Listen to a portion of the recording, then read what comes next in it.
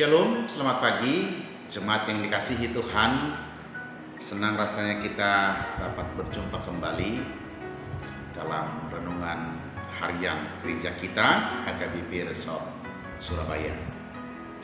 Sebelum kita menerima firman Tuhan, saya mengajak kita untuk mempersiapkan hati kita untuk bersekutu di pagi hari ini. Kita berdoa. Damai sejahtera Allah yang melampaui segala akal dan pikiran, itulah yang memelihara hati dan pikiranmu di dalam Kristus Yesus Tuhan kita. Amin. Saudaraku, pada hari Kamis tanggal 16 Januari 2025. Ingat, ini baru 16 hari kita memasuki tahun yang baru, tahun 2025 ini. Artinya sukacita kita yang telah menerima kasih Allah melewati tahun 2024 yang begitu banyak dinamika kehidupan yang kita hadapi. 16 hari kita sudah berada di tahun yang baru ini. Harapan saya, sukacita itu masih dapat kita rasakan dalam hidup kita. Hari ini tentu hari yang luar biasa, hari yang istimewa yang Tuhan persiapkan bagi kita sekalian. Firman Tuhan pada hari ini tertulis dalam kitab 1 Yohanes pasal 2 ayat 2. 1 Yohanes pasal 2 ayat 2 berbunyi demikian. Dialah pendamaian untuk segala dosa kita, dan bukan untuk dosa kita saja, tetapi juga untuk dosa seluruh dunia. Dialah pendamaian untuk segala dosa kita, dan bukan untuk dosa kita saja, tetapi juga untuk dosa seluruh dunia. Dalam bahasa Batak dikatakan, ibana do pardengganan pasaehon akadosata alai dada hola dosata tumdo do dosani sabdo portibio. Saudara kekasih, tentu kita sudah punya pemahaman yang baik tentang apa yang menjadi sukacita kita sebagai orang yang beriman kepada Yesus Kristus. Saya sering mengatakan dalam khotbah-khotbah saya, satu hal yang kita syukuri sebagai pengikut Kristus adalah di dalam Dialah satu-satunya kita menemukan solusi atas dosa kita. Di dalam Yesus Kristus yang kita imani sebagai anak Allah, sebagai Tuhan yang menjadi manusia, kita tidak boleh ragu tentang dosa kita. Di dalam Dia, dosa kita mendapatkan solusi yang terbaik. Saudaraku, berangkat dari pemahaman itu,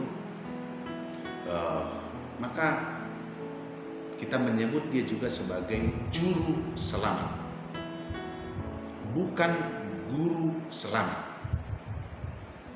Artinya, untuk kita bisa selamat dari dosa-dosa kita, hanya satu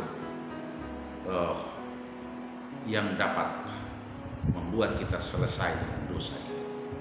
Kita tidak sekedar diajar, digurui tentang bagaimana hal tentang dosa, tapi di dalam Dia jelas-jelas selesailah kita dengan segala dosa-dosa kita. Maka dikatakan Dialah pendamaian untuk segala dosa kita. Ingat, segala dosa kita. Itu bagian yang pertama. Bagian yang kedua yang mau kita pahami melalui nats ini, ternyata kebaikan Allah di dalam Dia, di dalam Yesus Kristus, bukan hanya untuk diri saya, diri Amangina, tetapi dikatakan untuk dosa kita, tetapi juga untuk dosa seluruh dunia. Nah, kalimat terakhir ini mengajak kita untuk memiliki cara pandang yang baik dan benar. Ketika kita sadar diri kita sedang berada di tengah-tengah dunia, dan dunia ini tidak selalu kita rasakan berpihak pada kita, mendukung apa keinginan kita, pekerjaan kita, dunia kita, artinya sekitar kita, justru sangat sering melukai hati kita, melukai perasaan kita, menjebak kita, bahkan membuat kita jatuh pada dosa. Lalu bagaimana sikap kita di sana? Apa kita membenci dunia ini? Apakah kita membangun permusuhan dengan dunia ini? Nah, renungan hari ini coba meletakkan kita pada pemahaman yang besar tentang dunia ini. Jika dosamu, dosa saya, dosa kita diselesaikan, didamaikan di dalam Dia, maka kita harus melihat juga pendamaian itu tidak berhenti pada diri kita saja. Maka ketika kita melihat ada orang lain yang kita benci, ada orang lain yang tidak berkenan di hati kita, dunia ini sering melukai hati kita, perasaan kita, menimbulkan dosa dalam hidup kita. Sikap kita terhadap dunia jelas. Kita harus mewartakan bahwa ada pendamaian, yaitu Yesus Kristus, supaya dunia juga beroleh pendamaian itu. Maka dalam perjalanan HKBP, dalam merumuskan visinya menjadi sangat jelas. HKBP menjadi berkat bagi dunia. Salah satu wujud dari HKBP dipanggil menjadi berkat bagi dunia adalah memberitakan supaya dunia ini juga mengenali Tuhan, supaya dunia ini juga percaya kepada Yesus Kristus, agar semakin banyak lagi yang beroleh keselamatan di dalam Yesus Kristus. Nah, saudara kekasih, tentu ini menjadi sukacita kita. Siapa sih yang tidak mau hidupnya bersih, hidupnya jauh dari hal-hal yang bertentangan pada firman Tuhan? Saya pikir semua kita punya kerinduan yang sama. Bagaimana supaya hidup kita bersih seperti kertas putih. Di sana tidak ada noda, di sana tidak ada tulisan-tulisan menggambarkan pelanggaran-pelanggaran kita atas kebenaran firman Tuhan. Tetapi masalahnya adalah, adakah di antara kita yang mampu sepenuhnya menjaga diri untuk tidak jatuh kepada dosa? Saya sering juga mengatakan seperti ini. Tanpa kita sadari, kalau kita memakai ke-10 hukum Taurat itu menjadi arah hidup kita, menjadi pagar hidup kita, supaya kita tidak jatuh dalam dosa, lalu kita berusaha sedapat mungkin, semampu kita untuk taat pada hukum Taurat itu. Tetapi tahukah kita, ketika kita sedang berusaha mentaati hukum Taurat yang ke-6 misalkan, atau hukum Taurat yang ke-4 misalkan, mungkin tanpa kita sadari, di waktu yang bersamaan kita sudah jatuh ke dalam dosa karena kita melanggar hukum lainnya, hukum ke-5. Atau ketika kita berusaha sepenuh hati taat melakukan hukum Taurat ke-5 itu dengan sungguh-sungguh, tanpa kita sadari, jangan-jangan kita sedang melanggar hukum Taurat yang lain.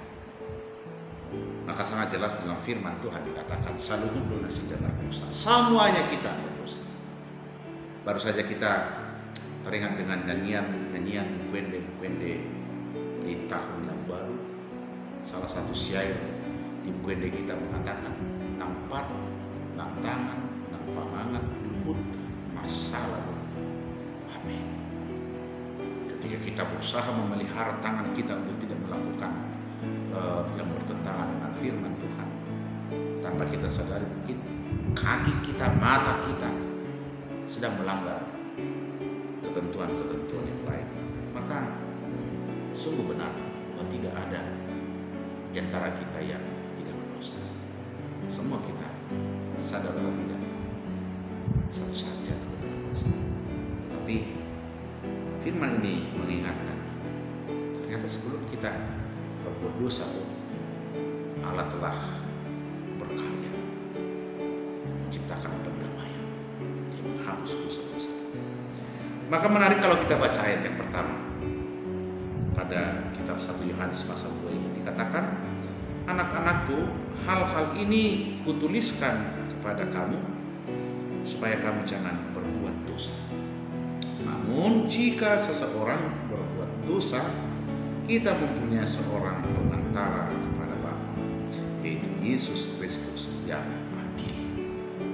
Artinya firman ini mengajak kita supaya kita jangan lagi berbuat dosa. Tetapi apa daya, kita adalah manusia, sadar atau tidak, kita sangat sering jatuh ke dalam dosa. Maka ingatlah, karena imanmu kepada Yesus, karena iman kita kepada Yesus, kita sudah punya pengantara yang bisa membawa kita kembali kepada hakikat kita sebagai mandataris anak-anak, yaitu di dalam Yesus Kristus.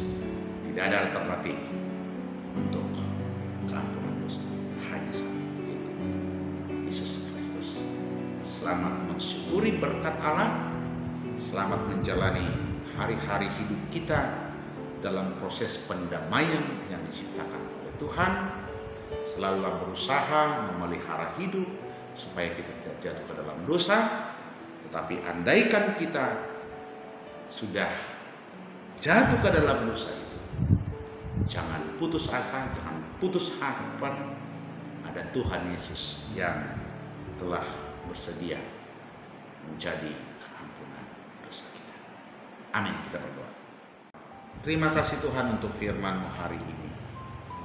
Menjadi sukacita bagi kami, sebab di dalam Engkau ya Yesus Kristus, dosa kami diampuni.